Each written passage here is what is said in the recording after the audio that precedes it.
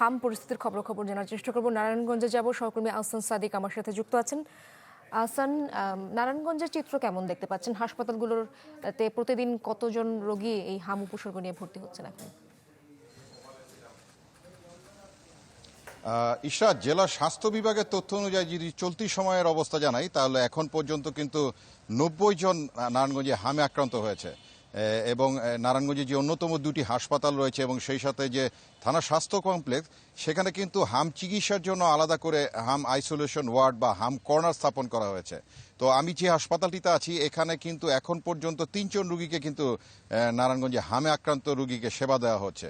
এবং মৃতের খবরটি যদি জানাই, তাহলে কিন্তু নারায়ণগঞ্জের জেলা স্বাস্থ্য বিভাগের তথ্যে কিন্তু মৃতের খবর নেই, কিন্তু নারায়ণগঞ্জ থেকে ঢাকায় চিকিৎসাধীন অবস্থায় নারায়ণগঞ্জের রূপগঞ্জ, সোনারগাঁ এবং 2500-এ কিন্তু মোট 4 জন রুগী মৃত্যুর খবর কিন্তু আমরা জানতে পেরেছি। তো সাধারণ যে সকল রুগী রয়েছেন তাদের কিন্তু চিকিৎসা সেবা নিয়ে কিছুটা অভিযোগ রয়েছে।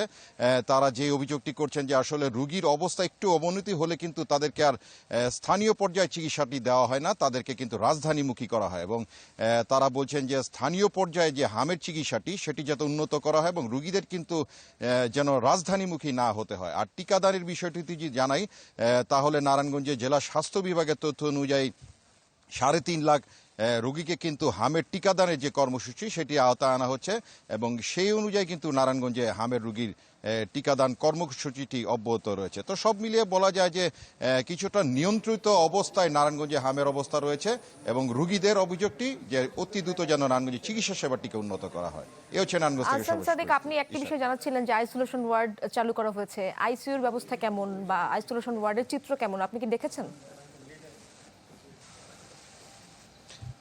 আইসোলেশন যে ওয়ার্ডটি করা হয়েছে সেটি আমরা ঘুরে দেখেছি।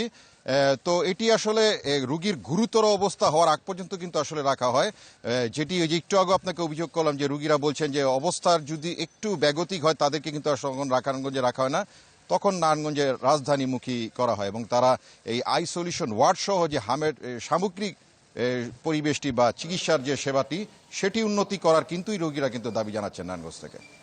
ধন্যবাদ আপনাকে আহসান সাদিক। সহকর্মী আহসান সাদিক যুক্ত হয়েছিলেন নারায়ণগঞ্জ থেকে। ডিজাইন, এলিগেন্স, বিউটি, সেরা পণ্য সবার জন্য। জেভিকো।